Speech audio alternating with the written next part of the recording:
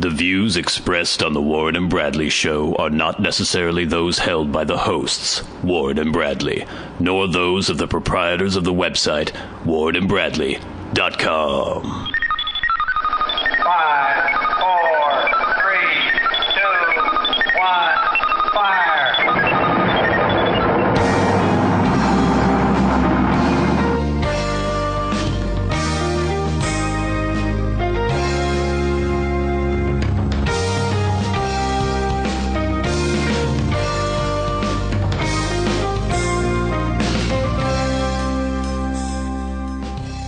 And let's make some magic. It is magic time. Hello, and welcome once again to the Warren and Bradley Show. I'm one of your hosts, Bradley Victor. And I am the other host, Warren. We had a little stutter there at the beginning. The train went by. Burlington Northern Santa Fe is the bane of our recording existence. A lot of potash heading south. There was a lot of potash, and we were trying to figure out what potash is exactly.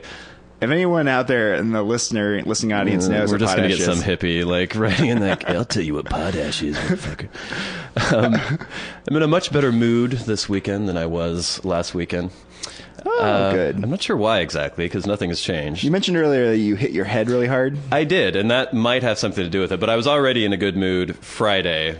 But yeah, it was raining like crazy Friday night, and I had gone out, and then when I came home, I took my sopping wet coat and hat off and hung them up.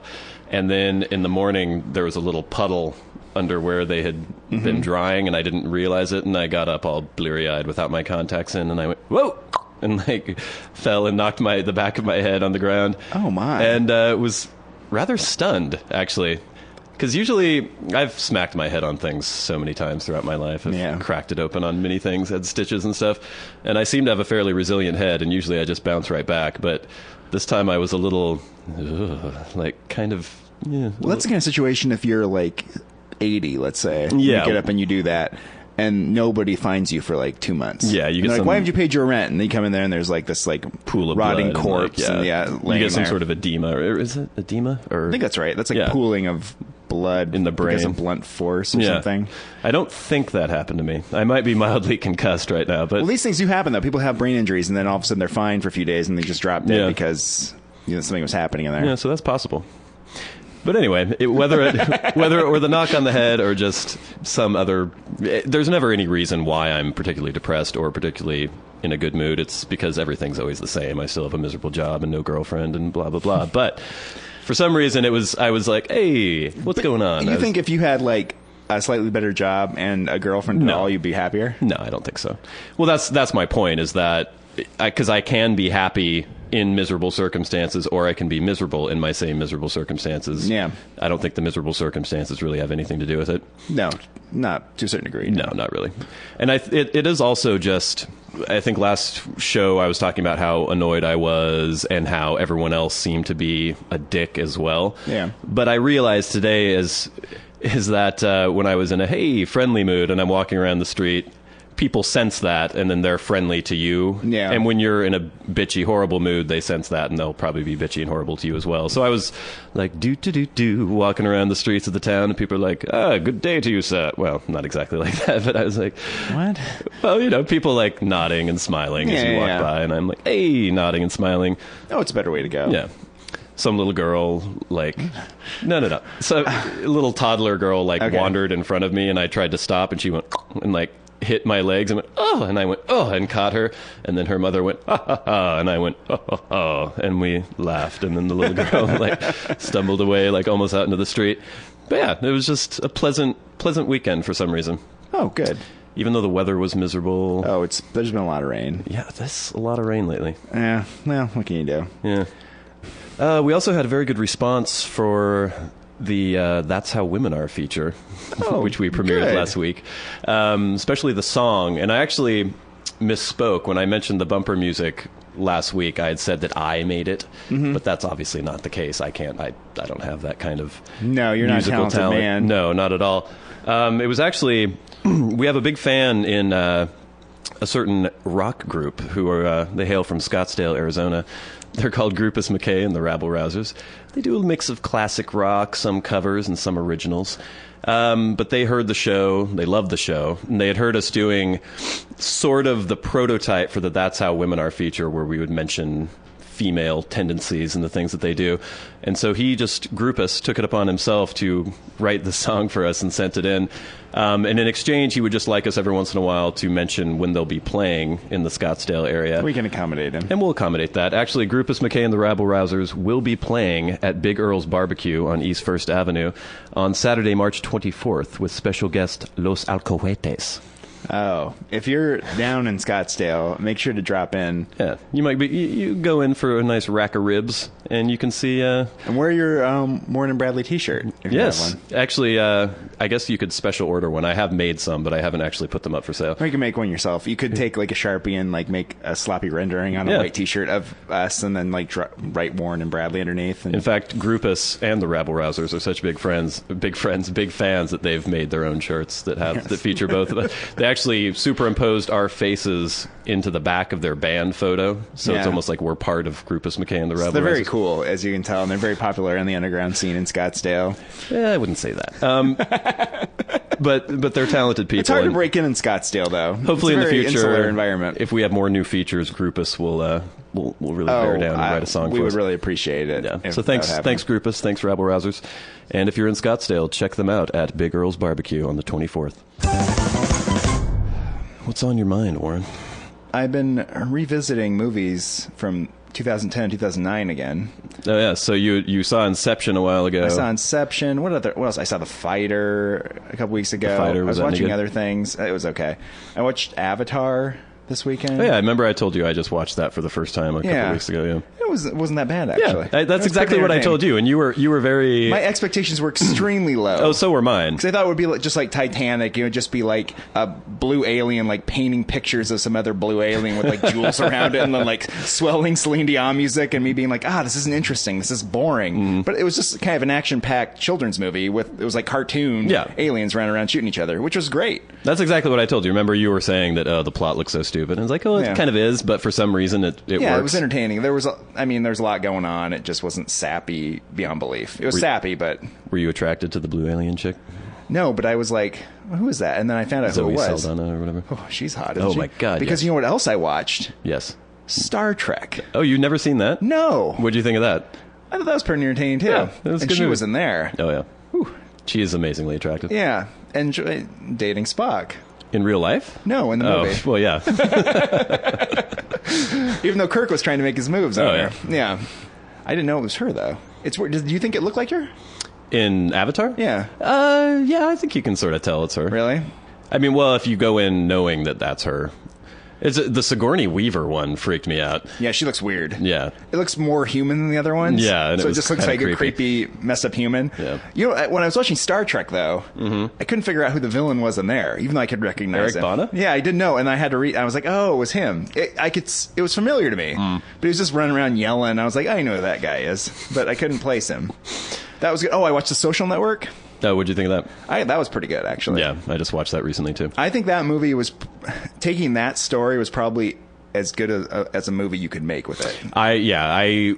Thinking about... apparently, the actual historical facts are all pretty much true, like the way Facebook develops and everything, but to turn that into a compelling narrative is... Yeah, it was very well done. Very well done. Apparently, Mark Zuckerberg isn't as much of a dick as he's portrayed as. I'm sure that's how Mark Zuckerberg would want you to think, right? I don't know. Right now that everyone's been silenced because of I was settlements. reading other people talking about him and just saying, he's actually a pretty nice guy. It's interesting. How much do you think those Winklevoss twins deserved a lot of money? No, they don't. Do they? No. I loved the Winklevoss twins. They were great. The performances were amazing. I love the idea that still exists. Like, you can go to Harvard and there's still these old money families. Yeah. Like Winklevoss, that's probably from the original Dutch colonists to Manhattan Island, you know? Like, real old money. And the fact that they still have that weird kind of closed society that we'll never have anything to do with. Yeah. I love that still exists. And it was just the one guy playing the twins. Was it? Yes. Okay. How do they do that? The computer magic, Warren. I don't know. How? They can do whatever. I forgot to look this up because I guess they can do whatever they want, but that seems very complicated to me. I don't know how you do that. Well, you've seen The Parent Trap with Haley Mills and Haley Mills. Yes. But it's how they do it. I can see how they're doing that. I don't know how they got him to play two different people on the screen at the same time all the time. Well, they just superimpose his face on something else. I don't know. No, there's a lot of great stuff in that. Timberlake as the Napster guy. Yeah. Yeah, you know, Timberlake as an actor has really redeemed himself, in my opinion. Does he have to redeem himself? What was wrong with him? In my eyes, I know he doesn't really care what I think of him, but in terms of his musical career, I was always like, oh, God, shut the fuck up. But as an actor, he's rather amusing. Well, he's a fine actor, and as far as a pop star, he's not annoying as some of the other ones. We're bringing sexy back. Well, he brought sexy back. It's about time. Watch your back. It's ridiculous. Well, they're all ridiculous. Yeah, I know. We've mentioned this. Well, that's good. This is our movie review. So we like movies from the years thing ago. is that everyone has already seen these movies, so they're not going to watch them now based on our recommendation. There's some other ones I need to watch, I think. I was watching something about these natives in South America, and they were devouring tarantulas. Didn't cook them. Didn't do anything. They were just like crunch into the abdomen, and all this goo squirts out everywhere. Yeah, well, you know, if you're raised in that village, it wouldn't seem that weird, I guess. But then some of them they were like burning all the hairs off first, because you don't want to eat all the hair. Well, it depends who you talk to. But they didn't seem to worry about. They didn't seem to worry about the fangs or the mandibles or anything like that. Those are fine. Yeah, I'm glad I don't live in the tropics. No, just the snakes and the bugs and the whole deal. Even living in LA, like here in Washington, there are so few pests or things that will actually infest your apartment. I've never seen a cockroach here. Yeah. Occasionally a little silverfish will squirrel away, and I go, and I crush it with extreme prejudice. But when I lived in LA, constant cockroaches, ants everywhere, just, I would go crazy with these things. That's one of the things about our region of the country. There just aren't like poisonous things very that much, and there aren't like things that are going to attack you in the wild, really. Nope. There are bears, but to get attacked by a bear, you have to work pretty hard, I think, to make that happen. You'd have to, like, drape yourself in a meat suit or something. And then, like, there are cougars around. Yeah. But there are cougars everywhere. Cougars run away, though. If you go, cougars mostly run away. They'll run from you. Occasionally, they'll, like, jump on a small woman or a child. Yeah, if there's some, like, very petite jogger running around, they might jump on her. But it's one of those things, it's like getting struck by lightning. It doesn't happen very often. For the most part, being a full-grown adult male, there aren't a lot of animals that are going to attack you. No. At least not in North America. I guess not. Yeah, I'm more worried about farther south, and you just get the spiders and the snakes and stuff. That's the stuff that really disturbs me. Yeah, I was looking. It was the same documentary I was watching where they were just running around through the Amazon rainforest and just looking at the air. Basically, I can't understand how anyone was breathing without inhaling thousands and thousands of insects. Yeah. They're just everywhere. Yeah, kind of how I imagine Pandora would be as well. Yeah, weird shit. That's what I thought about when they were walking around there. It seemed like, I don't think I'd want to go walking around here. There seems like a lot of nasty stuff. Well, that was the whole point, that everything can kill you. Yeah. And that the army guy with the clawed face was like, this is a very antagonistic place.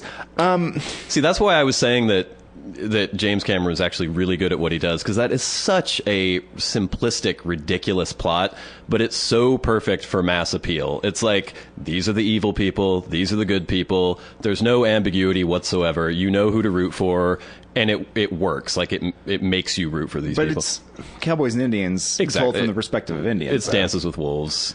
Yeah, it is kind of. I mean, they had the same sort of outfits, too, and they did, like, war paint and stuff. See, I still found Zoe Saldana as the alien hot. Like, I would actually have had sex with her. Except I'd probably get lost. Really? How tall are they supposed to be? You found that blue thing attractive? Yeah, she was attractive. Do you notice how big they were? Well, I know. That would be a problem. Big and creepy looking and all those weird... Oh, you're weird. That's a weird thing to feel attracted to. A lot of people. I'm not like...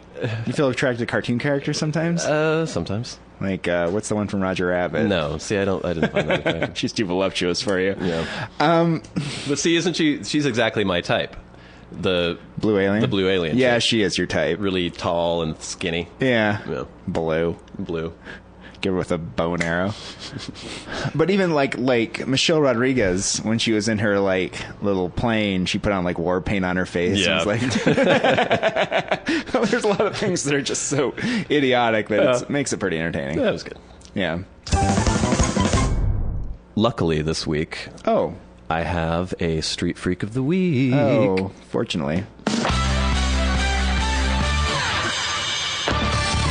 They wander the streets, scavenging for loose change and discarded cigarette butts. Spare $1 and give me a motherfucking cigarette. I ran out of gas ways back. I got me, man. You smoke weed, don't you? Good, my car. I could use some change. They may be mentally unstable and deserving of our charity, but that doesn't mean they can't be selected as the Warren and Bradley Show Street Freak of the Week.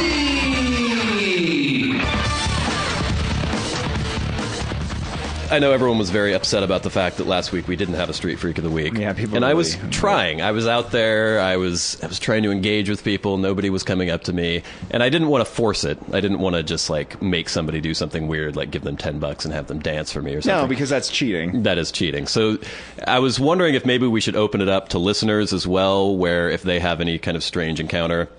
And we actually, before I get to my Street Freak of the Week, one of our friends, Chance, had a little encounter with a juggalo out on the streets of Bellingham. Didn't offer to arm wrestle him, did he? No, he didn't, Okay, luckily. Good. But apparently he was just standing around, and some giant fat juggalo. For those of you who don't know what juggalos are, maybe we'll put a picture up on our website. They're idiots who love the Insane Clown Posse. I guess, I don't know if he had face paint on, but he was obviously a juggalo, and he saw our good friend Chance just standing there, and apparently just started shrieking and yelled and ran at him with fist raised as though he was going to pummel him. Uh-oh. And Chance went, oh, and put his hand up, sort of like Moses parting the Red Sea or something. And the juggalo stopped dead in his tracks and then just stood in his face, shrieking and yelling obscenities at him.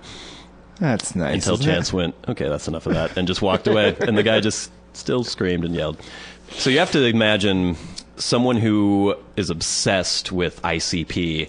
Yeah. Probably not the most mentally stable person in the entire world.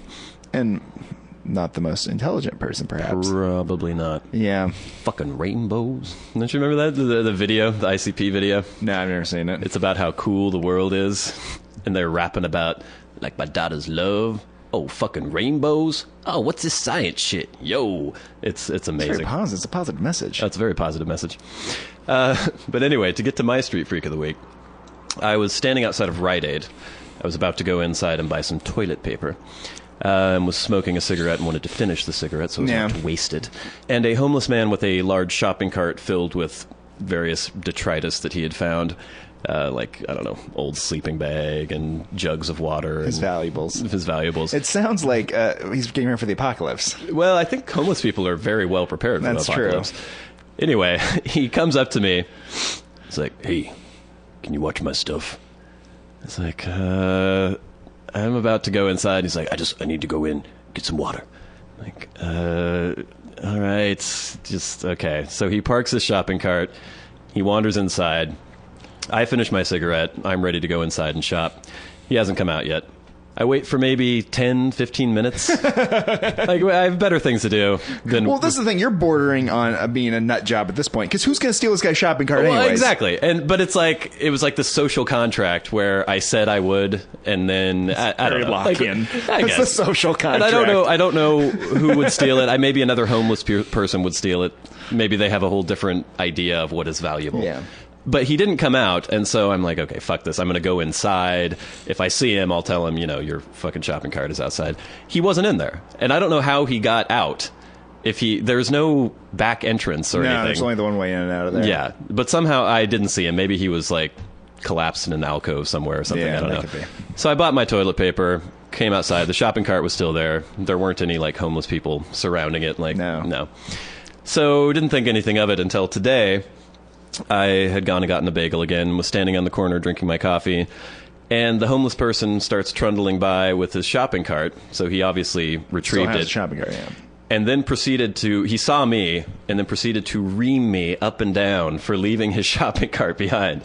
And there was nothing I could say to calm him. He was just like, God, motherfucker, leave my shopping cart. Just started screaming and screaming like how it could have gotten stolen, and that's all he has in the world, and like, don't I care? And it was really like, if it weren't a homeless man with a shopping cart, it could have really, it was like somebody had entrusted their child to me, and I had just like left the child in a car and gone drinking for the night or something. He was really trying to guilt me out there. It's weird that he remembers who you were, considering he's crazy man with a shopping cart, and the fact that he left his shopping cart for so long and disappeared. Yeah, so he doesn't care about his shopping cart enough. To just ask some stranger, I could have stolen his shopping cart. How does he know he can trust me? And then to just leave it with me, leave it unattended for, well, I guess he thought it was attended. He wouldn't have left it with me because he would have assumed I just took it. He sees you like wearing all his spare clothing at some point. He's I have to run. Sleeping bag wrapped man. around your shoulders as a shawl. I'm going camping with this great sleeping bag. I'm going to drink this water. So, yeah, the thing about him is that he didn't really, aside from him screaming at me about the shopping cart, he didn't seem as insane as most of the usual homeless people who I encounter on a daily basis. He seemed kind of coherent. Well, it probably goes in and out. Yeah, I don't know. You know, there's a certain level of crazy you got to get to when you end up on the street. There are people that are crazier and less crazy. I'm sure there's some hierarchy of those people. Yeah, there definitely is a spectrum. That's why I always say, we talked about before about the people on the side of the highway with the clever sign. Right. Those are the geniuses. You know what I mean? Those are the people who actually live in like middle class houses. Those are very high functioning people. Never listen to me. I'm telling you what to do, listeners. Never give those people any money. Oh yeah. No, I've seen little exposés where they show a guy pull up in this SUV, get out, change into his scrubby clothes, and I'm not saying this happens often, but this was like around in LA or something, stands by the freeway on-ramp and collects hundreds of dollars throughout the day, and that's how he supports himself and has like a middle-class lifestyle. The people who need your assistance are the people who can't make the sign. Who don't have it together enough to go stand out. Yeah, who have schizophrenia and are just screaming all day and wandering down the alleys. These are the people They're not who smart need enough to manipulate you into giving them money. Those are the people that need, like, charitable assistance. Yeah. So give money to, like, social service organizations that feed these people and provide them health care. Yes. Do not give it to somebody with a clever sign. And, yeah, I think in general it's a good rule of thumb not to give it to just anyone who asks either, because they're just going to buy alcohol with it anyway. This is true. And they don't need any more alcohol. No, or drugs or whatever. Yeah. So, if any of our listeners have any encounters with a eccentric homeless person, feel free to write in at podcast@warrenandbradley.com. Or any of our features, I guess. Or any of our features, yes. If you have any questions about how women are, we are experts in this field, and we can answer those questions for you. If you're a celebrity and you have some news about your life. Yeah, if your publicist wants to get in touch with us, we will maybe write up a story for you, depending. I mean, we're not going to just do shameless promotion for people who just want their name on the Warren and Bradley show. So of course we would, though. Well, if a C-list celebrity contacted us, we'd talk about it for an hour. Well, yeah, we probably would. Yeah, we are prostitutes. So there you go. That was Street Freak of the Week. Yeah. Our hats are off to you, Mr. Homeless Man, because you've been selected as the Warren and Bradley Show Street Freak of the Week.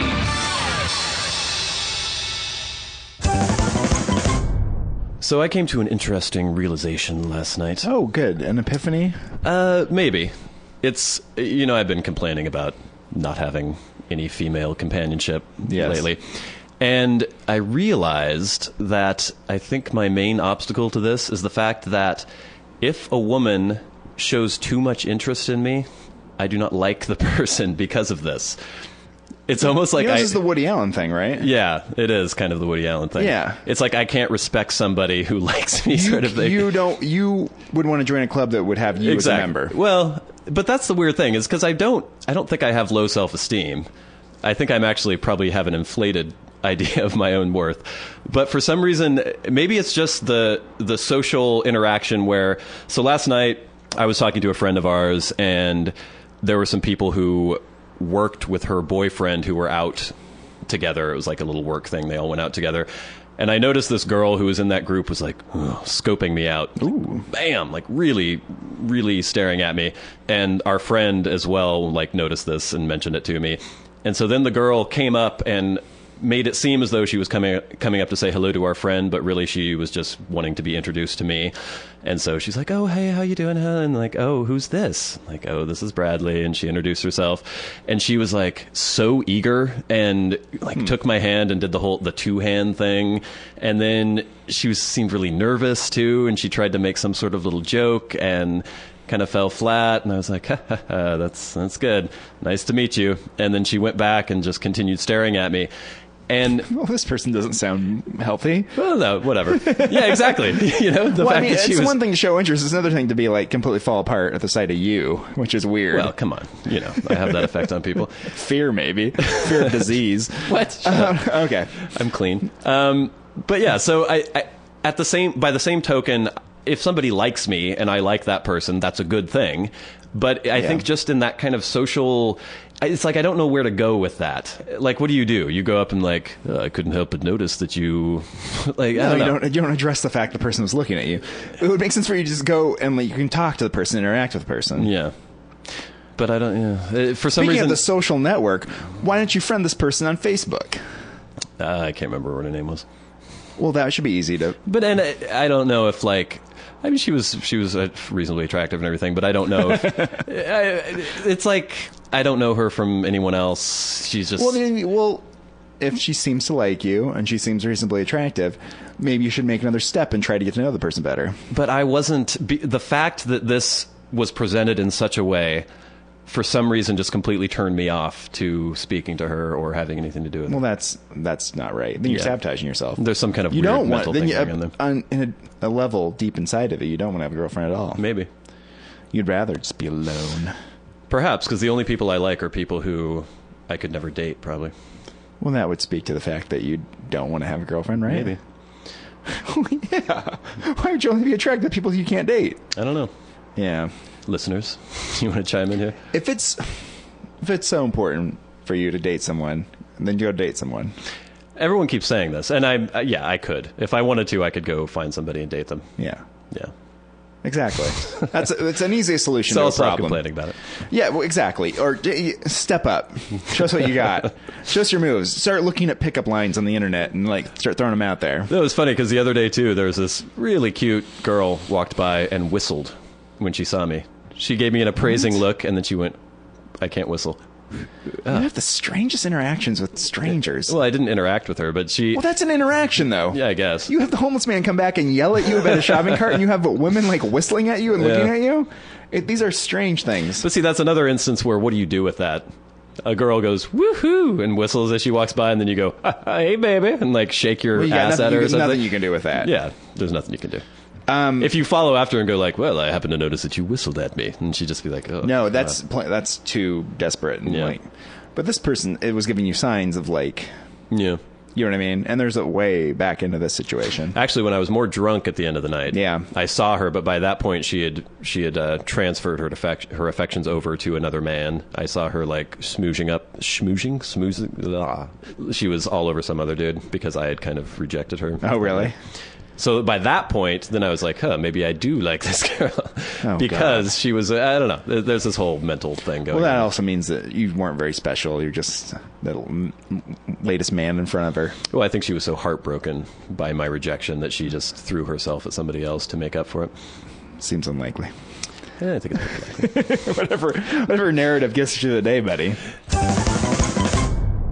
I was at work the other day listening to some coworkers talking, and one of my coworkers was talking about how her daughter had been sledding when she was in 8th grade. And she'd been sledding? Sledding. Oh, sledding. Okay. She's sledding in 8th grade. Although this brings me to another point. This is another thing that happens at work sometimes. Uh-huh. Like, one of my coworkers has, like, a 10-year-old daughter who has, like, a 10-year-old girl for a friend, and they were talking about how the girl dresses like a slut. At 10? Yeah, and I was like, How does a 10-year-old dress like a slut? I don't know, but I was like, that seems like a weird thing to say. Yeah. And I was like, come on. That's a 10-year-old. Yeah. Give her, you know what I mean? But getting back to my broken she's wearing bone, like a halter top and hot pants or something? I don't know. It seems like a strange thing to say about a child. Yeah. But this coworker's daughter had broken her leg, and they had like set the leg and like put a cast on it. Mm-hmm. They'd taken the cast off, and the leg or the foot was at like a 30-degree angle, like pointing out when they took the cast off. Yeah, it was bad. So they had to re-break it and do all this stuff, and it was like, it was awful. And it brought me back to broken bones. Mm-hmm. Because I broke my wrist once. Right. Speaking of Selection Sunday, trying to mimic a slam dunk contest. And I fell off the basketball rim after jumping off the giant spool, and I like broke my wrist, and I was in a cast for whatever. When was this? I don't remember this. It was 5th grade. I don't remember that. Oh, yeah. It wasn't like a bad break. It was just like a little fracture. It wasn't like gross or anything. Like the daughter's one was like the bone was sticking out. And it was like a disgusting one. You've never had like an actual cast or anything, have you? I did when I was a baby. Oh. I got in a really bad car accident when I was like 6 months old and broke my left arm. I think it was just like... Oh, that's right. I remember this. Yeah. Well, you don't remember it, but you know I remember hearing the story, though. Yeah. It was like broken in half, basically. Do you feel anything in your arm now? You don't sense anything? No. Apparently, especially when it happens when you're that young, it heals so well and so quickly. Your bones are very... Yeah. And it actually, the break, it makes it stronger around there because it overcompensates by putting more of a deposit around it. It grows back, it like is reinforced. It has like sort of a scar of bone around it or something, so it's stronger. It actually made me walk much later, though, because I couldn't crawl around or pull myself up or anything for a long time. Oh, really? Yeah. You're just laying there. You just they put me in one of those little, like, what the hell would you call those little walker things where you sit and you can they have wheels on them, and they would just feed me popsicles all day, and I got really fat as a baby, and my growth was stunted as a result. Apparently, I was so good-natured as a child and as a baby. That's I was odd. just like, the whole time. Like, apparently, I just laughed constantly as a baby. I don't know what happened. No. You took a bad turn somewhere. Around 5, the horrors of the world just sort of weighed upon me or something. Oh, the horrors. The horrors. Oh, the horrors. No. We're having a lot of trouble with that, really. The sledding around, the horrors. 10-year-old sluts. But yeah, apparently I was like the most good-natured, really happy child until I realized that the world is horrible. Well, I don't remember how I was. And I guess I assume I was a happy child. By the time we knew each other... You're angry. Yeah, I think I was already angry. Angry 6-year-old. So have you broken any bones as an adult? No. The arm breaking thing, I was like, I broke my arm. It's incredibly painful. And they're like, you're fine. And it was hours and hours and hours. And I'm laying there on this couch. I'm like, yeah, this arm's broken. They're like, you're fine, you're fine, you're fine, you're fine, you're fine. And I was like, can we go get this? You know what I mean? Can we get this addressed at some point? Is it too late to call Child Protective Services on your parents? Like, what? They're going to take me away, put me in a foster home. That might have been better. Yeah. I think I've broken fingers a few times, but never. Yeah, I think I broke this finger. It does this weird that's thing like that. Yeah. But there's nothing. I mean, you can break a finger, and there's nothing they can do for you. They're just going to tell you to be careful with your finger. And maybe they take like a popsicle stick and put some tape on it, and they're like, "No, you're fine." You're like, "I don't know, am I?" It's no different.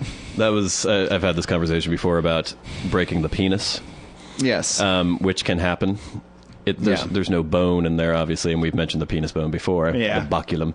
But I've read these horror stories where somebody will be having sex vigorously, and it usually happens when the woman is on top because they're the one controlling the movement, and they're not as... Every man is just careful with their penis. Yeah, obviously. Even if it doesn't seem like you're being careful, you're just wanging it around all over the place. You still are. You're aware. You know what's going on there. You know where it is in spatial relation. You know not to smack it against things. But occasionally a woman will be on top and gets too vigorous, and it'll just go and like break in half. Where basically, oh my god, it sounds so horrible. You get like all this blood, all the blood vessels break, and it just fills with blood, and then. Oh, it can get this horrible scar tissue, so then it can never become erect properly again. And if you do get an erection, it's horribly painful, and it's all at weird angle and like snapped in. Oh my god! I used to listen to a lot of Loveline. Yeah, and they would talk about cracking because there's some tendon down there or something that you can like crack it or something. Yeah, but breakage is bad. That's real bad. You need a little sling for your penis. Can you imagine? I guess you just get like a jock strap and just have it on the outside of your pants or a cod piece. And they have those around. Penis like traction things that supposedly make them bigger. Like it actually is the same principle as when kids used to have polio, they put those braces on that would stretch the leg. Yeah, and it actually works on the leg anyway. Well, there's a bone in the leg. Well, it's not just the bone though. Too, it stimulates the tissue to grow more as well. And supposedly, if you put this thing on your penis, you I don't know how the hell you do it, but you clamp it down on there and you're like, ugh, and you stretch it. It will make it get bigger eventually, but you have to just work as a child if you still have a growing penis as a baby or something? No, it has nothing to do with the fact that whether or not you stop growing or not. It makes cell growth because you're stretching it and it has to grow. Bullshit. I've actually complete bullshit because people would make themselves taller. They do it to their legs. You can just, but you'd have to be in these braces all day long and just like stretch constantly. In a world where people get $250 million contracts to play professional basketball, people would do that. It's not practical because you'd have no life. And that's the thing with the penis thing. You'd have to walk around with this thing clamped onto your penis all day, every day. And it's just ridiculous, so nobody would bother. You can look this up, but we'll look it up online. I don't doubt that there's all sorts of garbage that they tell you will make your penis bigger. No. It's not. It's going to work. This isn't one of those things where it's like, oh, penis pills, enlargement. It's actually a medical thing that you can do. This is a piece of medical equipment that you can put on your penis to make your penis bigger. Yeah. Why would doctors be concerned about that? Is this for people that have micro penises? Yeah, initially it's for problems. It's for like tissue. If you have had like tissue damage in your penis and it won't become fully erect, you can do this to like it'll actually make the penis grow straight afterwards. And of course, this begs the question: why are you looking into this? Why all the levels? Because I got into this because I was looking into the whole breaking the penis thing, and then they were talking about what they can use to try to correct it, and it's these traction machine things. It's true. So you're really, this breaking the penis thing? You're worried about this happening? I've had instances where I thought it was broken, like it's horrible, painful, and like swelling. It's not good. My goodness. And so you need to be more careful, my friend. Well, my penis has been very careful lately because it hasn't been doing anything. But yeah, this is a worry. Aren't other men worried about breaking their penis? No, just I had a spider bite my penis once. Really? That was worrying. Really? Yeah. Did you get like a little bump? Oh my God. It was when I was living in LA and my girlfriend at the time was in Spain. And in LA, I was always sleeping naked because it was so fucking hot and we didn't have any air conditioning.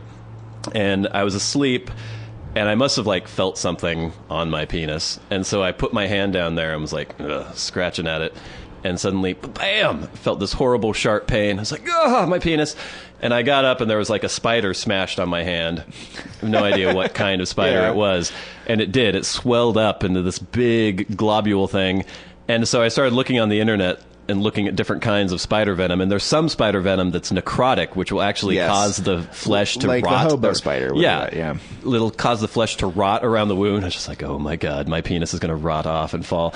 And so then I had written an email to my girlfriend, or she had written me. It was like, how are things going? She was like, you're like, not well. Well, she was in Seville or whatever, and I was like, a spider bit my penis. And I wrote it back, and then her response was just, oh my God, what could happen? And eventually it went away, but not my penis. Most things do. But yeah, the bite. You lost some size, so you got the stretcher out and tried to rectify the situation. There's a lot of soul searching. I was really upset for a while, and I thought, well, this gets back to like people interacting with you on the street. Why are spiders biting your penis too, though? I don't know. You know what I mean?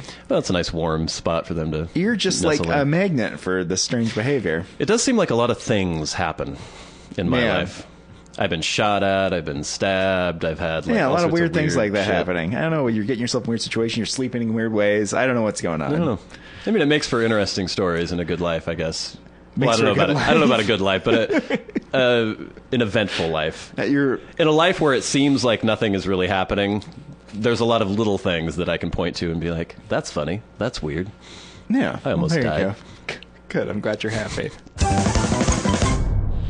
It's amazing, getting back to penises, how naturally protective the human male is. You can do the test of like throwing something heavy onto a man's lap and they're immediately, they protect the penis. Well, that makes sense from an evolutionary standpoint, right? That's if you're going to protect something, you're going to protect a thing that passes on your genes because you're trying to pass your genes on. But do women have a similar like automatic response if you... Well, they don't have their like gonads hanging out like that. Which is a better design in my opinion. Yeah, I guess if you make more sense. If you punch a boob or something, apparently that hurts really bad. I don't know if it has any. Punch anyone in any spot hard enough, it'll hurt them. Well, supposedly they claim that it's the same sort of like testicular manipulation pain. Oh, no one but I don't knows think about so. pain. I don't think. But so. We hear this a lot about women, though, right? About like their threshold for pain is so much higher. It's and not. Men can never. Okay. Well, I don't know. Oh, wait a minute. Are we going to be talking about women? We are going to talk about how women are here. All right. They say things that don't make any sense. And then they do things that make even less sense than the things they said that didn't make any sense. Oh, they want you to buy them fancy jewels, but when you give it to them, they say you're a fool. Whoa, whoa, whoa, whoa, whoa. 'Cause that's how women are. Yeah, yeah, yeah. That's how women are. Whoa, whoa, whoa. That's how women are. It's a very popular thing to say this about pain. Oh, right? if you had to go through childbirth, you would never make it. You understand the pain of a woman. Yeah, it's so much pain all the time. Pain, pain, pain. You men are such pussies. I don't think that's necessarily true. No. Where are they basing that on? They base it on the fact that they go through childbirth, and there's no way that we can go through childbirth, so there's no way that we can say it. And I understand. It's like, obviously, it's a traumatic experience, and it's like, good job, you had a baby. And so you just give it to them, you know? You're like, yes, you're right, we couldn't go through childbirth. Aside from the fact that physiologically we cannot have children, but I don't think men would be crying and dying if they had to experience the pain of childbirth. No. They've actually done empirical studies. There is empirical evidence that shows that men do have a higher pain threshold than women. We have fewer nerve endings in our skin than women do, for one thing. But that would mean we feel less pain, though, right? We feel less pain, meaning we have a higher pain threshold. But then that means. But we're talking about the level of pain, not the level of pain, what you're feeling. I mean, we're talking about what you're feeling, not your ability to. Pick up the feeling. They've also done tests. They did a test at a university where they had a bucket of ice water. And they would have... This is some tenuous science here. No. We're talking about empirical studies and universities, but I don't know. This was a real study. Okay. Like in a journal, they wrote up a case report. Journal. This is a good way to test pain. Is like you dunk your hand in a bucket of ice water, and they were testing how long men would keep it in there and how long women were able to keep it in there before they said they couldn't stand the pain anymore. And men were on average double the time that women do. But at the same time, they couldn't necessarily determine how much of that is conditioning, because men believe that they should be able to withstand more pain. Wasn't it all conditioning? No, not necessarily. They were trying to make it. I can't remember what all the other blinds that they put up in the study to try to make it more. But can there be something inherently about the mental makeup of males as opposed to females that would make them be able to withstand more pain? Well, I think it makes sense if you think about the evolutionary kind of division of labor that men and women had back in the day, when men were doing things that probably caused them more bodily injury than women had on a daily basis. Out hunting and stuff. You're out straddling a mammoth with a spear, you're going to get thrown around a little bit. But I don't. That's studied too, though. It's like you can stand as much pain as you can stand. I don't know how if the women pull their arm out, it's like they pull their arm out. I don't know if they a better study would be if you took a man and his wife and took their child and had a gun to its head. You know what I mean? And then you had them both put their arms in the water. Yeah. And see who pulled it out first. You know what I mean? Yeah, but then it's a difference between trying to decide, okay, physiologically, are men wired differently the way they experience pain or the way they can handle pain, or mentally, are there conditional things within the brain or just through society that will make somebody withstand more pain or less pain? Yeah. Supposedly women are better at chronic pain, at managing chronic pain, like chronic back pain or things like that. And men are better at sharp, ow sort of pain, like getting shot in the face. Well, shot in the face is rough. I can see this is true, though, right? Because you have that thing with women where they cut themselves or something and they cry and they roll, and you're and then we would just be that's a bummer, and put it under the sink or something. Yeah. But my thing with pain is, though, any sort of thing that happens to my body that I get shot or stabbed or something, that's bad and I'm not going to enjoy it. But the thing that I can't stand is nausea, which just puts me out in a second, which I guess maybe women and maybe other people are better at coping with that, apparently, because I just can't stand it. That's what I'm saying about, like, I could be, like, beaten, I think, or slam my arm in a door or something and be like, ow, you know what I mean, and go on with my day. Mm-hmm. But, like, then there are other people who are hungover and they just go on with their day. And that feeling for me is so, like, intolerable that I, like, can't even, like, function. That nausea and the, like, headache and stuff. I don't know. I mean, I can do I'm pretty stoic anyway about discomfort because pretty much the work I do is constantly being in horrible discomfort. That's just basically what my job is. Mm-hmm. And so you can get used to it like you can get used to anything. I mean, yeah, I guess you can, but I don't want to. Yeah. I guess we're kind of getting off topic of how women are. What did we determine? Sorry, everybody. What we've determined is, like, it's hip to say that, like, women are tough and can handle more pain, and we should just give it to them anyway. Well, that's the way we handle it as a society, right? Yeah. Because it's like, who cares? You can have that. Yeah. So you can have it. You can have your, like, pain threshold, and you can have the thing where you, like, say that you're, like, stronger than men physically too, which you see on, like, a cover of Time magazine years ago, and you're like, that's not true. Yeah. That's not true. I've lots of empirical studies, which is my existence, have noticed that that's not true. But yeah. You can have it if that makes you feel better. Didn't they have a cover of Time once where it said men and women are different? Yes. It was like, oh my god, yeah, and then shocking. Basically, we have determined yes, that women don't really have the ability to withstand more pain than men, but we're going to let them think that they do. Yeah, that's what we've determined. That's what women are. That's what women are. That's how women are. That's how women are. Yeah. Okay.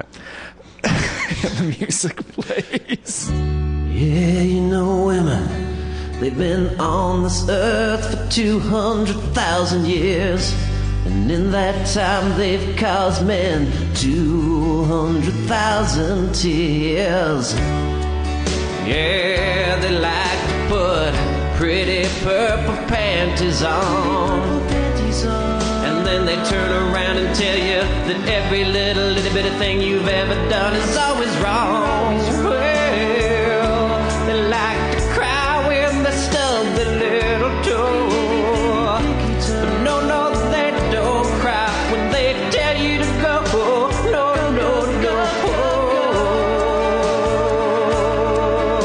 Yeah, that's how women are. Yeah, I'm talking about how women are. Whoa, women are. Yeah, women are. That's how women are. Yeah. I'm talking about how women are. You know they are. Women are.